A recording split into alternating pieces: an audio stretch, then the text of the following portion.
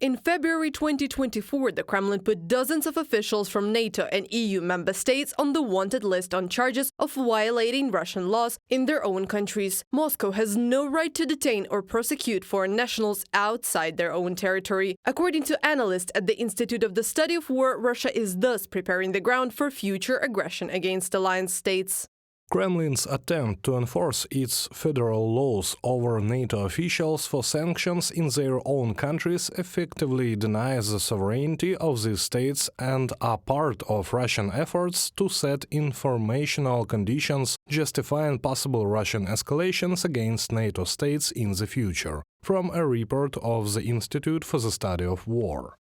The ambassadors of Estonia, Latvia and Lithuania to the United Kingdom published a joint column in The Telegraph. They called on allies to show more resolve in responding to the challenges posed by Moscow. They also called for Ukraine to be admitted to NATO as soon as possible. The diplomats are convinced that this is in the interest of the alliance. We agree with intelligence estimates that the acute strategic challenge to our defense and deterrence could come in less than 3 years, perhaps sooner. With our location on the eastern shores of the Baltic Sea, we have few natural barriers and nowhere to retreat. As a battle-hardened ally, Ukraine will make a very significant contribution to our security. A clear path to Ukraine's membership should be a priority at the summit in Washington this summer, from a joint column by the Baltic ambassadors to the UK in The Telegraph.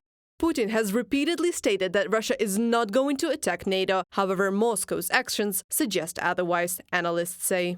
When a dictator says he doesn't want something, it means it's something he wants badly. He recently said that it's nonsense and that he doesn't want to attack NATO. Hence, NATO must realize that he very much wants to, and he will soon do it if they doesn't make serious steps forward and don't help Ukraine to the fullest. The Baltic states are already creating a defense line on the border with the Federation, and EU states are increasing funding for the defense industry. However, efforts by EU leaders to strengthen defense cooperation have stalled due to the fragmentation of the industry. According to the head of Germany's largest defense contractor, Rheinmetall, military budgets are controlled at the national level, and states want to retain control over strategic supply chains and technological advantages. The EU needs to create larger and more specialized defense groups. The head of the German arms concern is convinced. It does not make a lot of sense if we, say, pick the second or third best technology because one nation wants that for nationalistic reasons. That is the most difficult discussion they are having at government level. We need big companies in Europe. Armin Papperger, CEO of Rheinmetall, in a comment to the Financial Times. It is no longer appropriate only to talk. It is no longer enough to only help Ukraine. We need to show our citizens that the defense budget should be adequate, that we should prepare for war even if no one wants to fight. This is not only an indicator to our own citizens, but also to the Kremlin.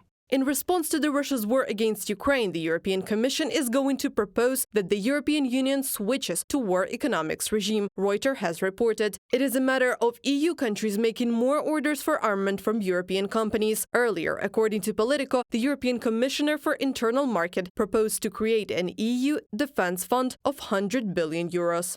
Reported by Anastasia Tarnavska, Mykita Skoblikov, UATV News.